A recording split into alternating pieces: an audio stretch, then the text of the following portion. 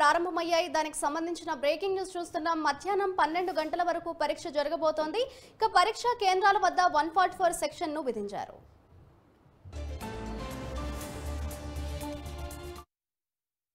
తెలంగాణలో ఇంటర్ పరీక్షలు ప్రారంభమయ్యాయి. ఇదే అంశానికి సంబంధించిన మరింత సమాచారాన్ని మా ప్రతినిధి భవిత అందిస్తారు.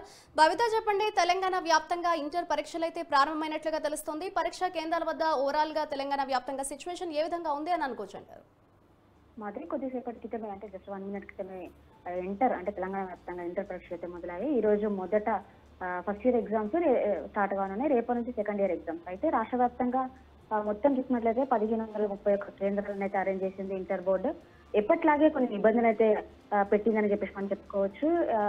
కొన్ని సూచనలు చేశారు. 1 మినిట్ లేట్ అయినా పరీక్ష కేంద్రాలకు అనుమతించము అనే దానికంటే ప్రతి ఒక్కరు కూడా 9 కంటే ముందే కేంద్రాల వద్ద ఉండేటట్టు చూసుకోవాలని చెప్పేసి కూడా ఇంటర్ బోర్డు జనరల్ సెక్రటరీ కూడా చెప్పినట్టు ప్రస్తుతం కనబడుతుంది. అదే విధంగా ఈ రోజు కూడా అన్ని పరీక్షా కేంద్రాల వద్ద 144 సెక్షన్ అయితే అమల్లో ఉంది. ఇప్పటిలాగే అంటే లేట్ అయిన వాళ్ళని మాత్రము లోపలికి అలో చేయట్లేదు. కేంద్రాల వద్ద కూడా భారీ బందోబస్తుతో పాటు అన్ని రకాలుగా అయినటువంటి ఏదైతే సీసీ కెమెరాలు కావచ్చు అన్ని ఏర్పాట్లు అయితే పూర్తి చేశారు.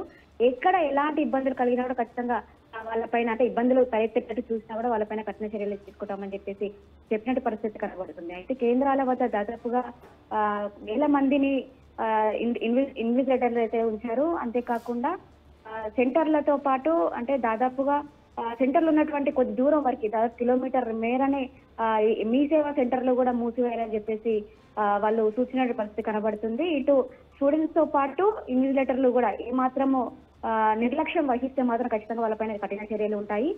ఇన్విజిలేటర్స్ అయితే సస్పెండ్ చేయబడతారు. ఎవరైతే స్టూడెంట్స్ మార్క్స్ కాపీయింగ్ కావచ్చు ఇంకా ఇలాంటి సంబంధించినటువంటి ఎలాంటి అంశాలపైన వాళ్ళు కొంచెం చొరవ చూసినట్టుగా వాళ్ళు నిర్లక్ష్యం వహిస్తే మాత్రం ఖచ్చితంగా వాళ్ళను డిబార్ చేస్తామని చెప్పేసి, అంతేకాకుండా మరే ఇతర ఎగ్జామ్స్ కూడా రాయకుండా ఉండేటట్టు కూడా వాళ్ళపైన కేసు నమోదు చేసి కఠిన చర్యలు తీసుకుంటామని చెప్పేసి ఇప్పటికే అధికారులు అయితే చెప్తున్నారు. అయితే కొద్దిసేపటి క్రితమే ఎగ్జామ్ అయితే స్టార్ట్ అయ్యింది. లేట్ అయిన వాళ్ళని మాత్రం లోపలికి అలో చేయట్లేదు. Madhuri. Right, thank you Bhavitha.